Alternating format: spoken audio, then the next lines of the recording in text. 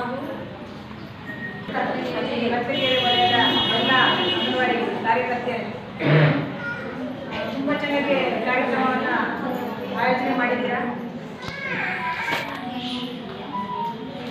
But ಇದರ ಉದ್ದೇಶ ಏನಪ್ಪ ಅಂದರೆ ಕೇಂದ್ರ ಸರ್ಕಾರದ ಮಹತ್ವಾಕಾಂಕ್ಷಿ ಯೋಜನೆಯಾದ ಪೋಷಣ್ ಅಭಿಯಾನ ಇದನ್ನು 2018ರಲ್ಲಿ ಕಾರ್ಯಕ್ರಮನ ಉದ್ಘಾಟನೆ ಮಾಡ್ತಾರೆ.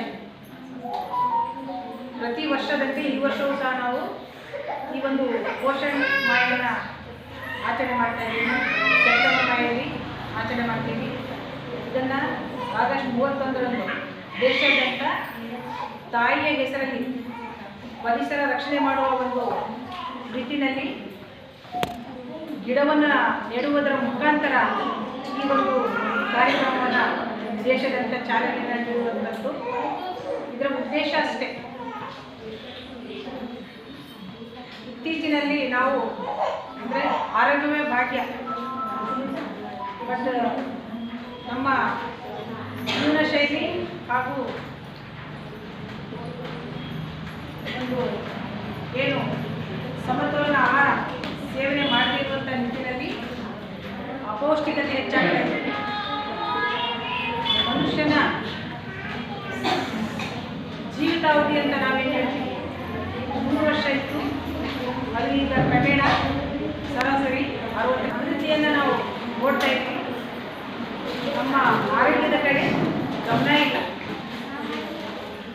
ಬೆಳೆ ಬೆಳಿತೀವಿ, ಹೆಚ್ಚಿನ ಆದಾಯ ಗಳಿಸಬೇಕು.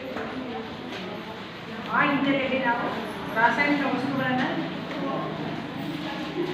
ಸಿಂಪಡಿಸ್ತೀವಿ.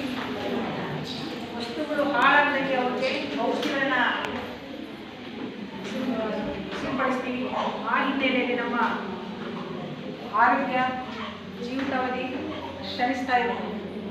ಅದರಲ್ಲೂ ಪ್ರಮುಖವಾಗಿ ಮಹಿಳೆಯರಲ್ಲಿ, ಗರ್ಭಿಣಿ ಬಾಲಕಿಯರಲ್ಲಿ, ಮಕ್ಕಳಲ್ಲಿ, ಅತಿಹರೆಯದ ಹೆಣ್ಣು ಮಕ್ಕಳಲ್ಲಿ ಹೆಚ್ಚಿನದಾಗಿ ರಕ್ತಹೀನತೆ, ಅಪೌಷ್ಟಿಕತೆ ಉಂಟಾಗ್ತಾ ಇದೆ. ಅವನ್ನು ತಡೆಗಟ್ಟಬೇಕಂದ್ರೆ ಸರ್ಕಾರ ಹಲವಾರು ಒಂದು ಕಾರ್ಯಕ್ರಮಗಳನ್ನು ಮಾಡಿಬಿಟ್ಟು ಅರಿವನ್ನು ಮೂಡಿಸ್ತಾ ಇದೆ. ಎಕ್ಸಾಂಪಲ್, ಯಾವುದೇ ಒಂದು ನಾವು ತಿನ್ನುವಂಥ ಆಹಾರವನ್ನು ಯಾವ ರೀತಿ ನಾವು ಮಾರ್ಪಾಡು ಮಾಡಬೇಕು ಅಂತಂದರೆ, ನಮ್ಮಲ್ಲಿ ಹೊಲ ಗದ್ದೆಗಳಲ್ಲಾಗಿರ್ಬೋದು, ಇತ್ತಲ ಕಡೆ ಆಗಿರ್ಬೋದು, ಸ್ವಂತ ನಾವೇ ಒಂದು ಪೌಷ್ಟಿಕ ಕೈ ತೋಟವನ್ನು ನಿರ್ಮಾಣ ಮಾಡಬೇಕು. ಅಲ್ಲಿ ಹಣ್ಣು ಹಂಪಲ ಗಿಡಗಳನ್ನು ಹಾಕುವಂಥದ್ದು, ತರಕಾರಿ ಗಿಡಗಳನ್ನು ಹಾಕುವಂಥದ್ದು, ಅಲ್ಲಿ ಬೆಳೆದ ಆಹಾರವನ್ನು ನೇರವಾಗಿ ಸೇವನೆ ಮಾಡಬೇಕು ಅನ್ನೋದು ಸರ್ಕಾರದ ಒಂದು ಉದ್ದೇಶ. ಆ ಹಿನ್ನೆಲೆಯಲ್ಲಿ ಶಾಲೆಗಳಲ್ಲಾಗಿರ್ಬೋದು, ಅಂಗನವಾಡಿ ಕೇಂದ್ರಗಳಲ್ಲಾಗಿರ್ಬೋದು, ಪ್ರಾಥಮಿಕ ಆರೋಗ್ಯ ಕೇಂದ್ರಗಳಾಗಿರ್ಬೋದು ಅಥವಾ ಮನೆಗಳಲ್ಲಾಗಿರ್ಬೋದು, ಎಲ್ಲರೂ ಸಹ ಜಾಗ ಇದ್ದಲ್ಲಿ ಪೌಷ್ಟಿಕ ಕೈತೋಟವನ್ನು ಕಡ್ಡಾಯವಾಗಿ ಮಾಡಬೇಕಂತ ಸರ್ಕಾರ ಆದೇಶ ಮಾಡ್ತೀವಿ. ಆ ಹಿನ್ನೆಲೆ ನಾವು ಸಹ ನಮ್ಮ ಅಂಗನವಾಡಿ ವ್ಯಾಪ್ತಿಯಲ್ಲಿ ಎಲ್ಲೆಲ್ಲಿ ಕಾಂಪೌಂಡ್ ಇದೆ ಅಲ್ಲಿ ನೀವು ಪೌಷ್ಟಿಕ ಕೈತೋಟವನ್ನು ಮಾಡಿ ಅಲ್ಲಿ ನುಗ್ಗೆ ಗಿಡ ಆಗಿರ್ಬೋದು, ಪಪ್ಪಾಯಿ ಗಿಡ ಆಗಿರ್ಬೋದು, ಕರಿಬೇವಿನ ಗಿಡ ಆಗಿರ್ಬೋದು, ಹೀಗೆ ವಿಟಮಿನ್ ಸಿಗುವಂಥ ಮಕ್ಕಳಿಗೆ ಸೊಪ್ಪು ತರಕಾರಿಗಳನ್ನು ಬೆಳೆದು ಅದನ್ನು ಉಪಯೋಗಿಸ್ಕೊಂಡು ಮಕ್ಕಳಿಗೆ ಒಂದು ಸಾಂಬಾರನ್ನು ತಯಾರು ಮಾಡಿ ಹಾಕುವಂಥದ್ದು ಅಂತ ಹೇಳ್ಬಿಟ್ಟು ನಾವೆಲ್ಲ ಸುಮಾರು 2-3 ವರ್ಷದಿಂದ ನೋಡ್ತಾ ಇದ್ದೀವಿ, ಮಾಡ್ತಾ ಇದ್ದೀವಿ. ಅದು ಮಾಡುವಂಥದ್ದಲ್ಲ, ನಮ್ಮ ಮನಸ್ಸಿಂದ ಬರಬೇಕು.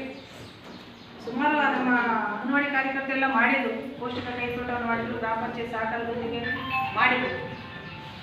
ಮಳೆಗಾಲಕ್ಕಿರುತ್ತೆ, ಬೇಸಿಗೆಗಾಲಕ್ಕೆ ಹೋಗುತ್ತೆ. ನಂತರ ಮಳೆಗಾಲ ಸ್ಟಾರ್ಟ್ ಆಗಿದೆ, ಅವುಗಳನ್ನು ಬೆಳೆಸಿ ಮಾಡುವಂಥದ್ದು. ಇವೆಲ್ಲವೂ ಮಾಡುವಂಥದ್ದು ನಮ್ಮ ಆರೋಗ್ಯವನ್ನು ಕಾಪಾಡಲಿಕ್ಕೆ. ಅದೇ ರೀತಿ ನಮ್ಮ ಅಂಗನವಾಡಿಗಳಲ್ಲಿ ಮಕ್ಕಳಿಗೆ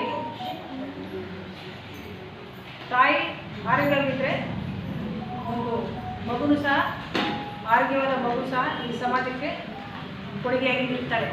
ಆ ಹಿನ್ನೆಲೆಯಲ್ಲಿ ಗರ್ಭಿಣಿ ಬಾಣತಿಯರಿಗೆ ನಾವು ಏನು ಮಾಡ್ತೀವಿ, ನಮ್ಮ ಅಂಗನವಾಡಿಗಳಲ್ಲಿ ಮತ್ತು ಆರೋಗ್ಯ ಇಲಾಖೆಯಿಂದ ಒಂದು ಗರ್ಭಿಣಿಯಾಗಿದ್ದಾರೆ ಹೆಣ್ಮಗಳಂದರೆ ಅವರಿಗೆ ಮನೆ ಭೇಟಿ ನೀಡುವಂಥದ್ದು, ಮತ್ತು ಅಂಗನವಾಡಿಗಳಲ್ಲಿ ಅವರಿಗೆ ಪೂರಕ ಪೌಷ್ಟಿಕಾಹಾರವನ್ನು ನೀಡುವಂಥದ್ದು, ಹಾಲಾಗಿರ್ಬೋದು, ಮೊಟ್ಟೆ ಆಗಿರ್ಬೋದು, ಮಾತೃ ಕೂಡ